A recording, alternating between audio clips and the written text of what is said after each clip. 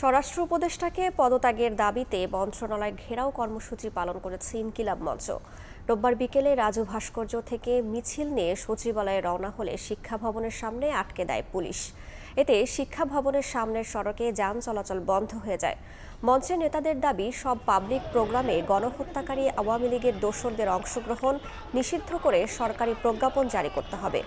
এছাড়া চট্টগ্রামে ছাত্র জনতার উপর হামলা ও ফ্যাসিস্টদের পালাতে সাহায্য করায় জড়িতদের বিচারের দাবি তাদের। আওয়ামী লীগকে পুনর্বাসনে মদদ দেয়ায় জড়িতদের শনাক্ত করে বিচারের মুখোমুখি করার দাবি তাদের।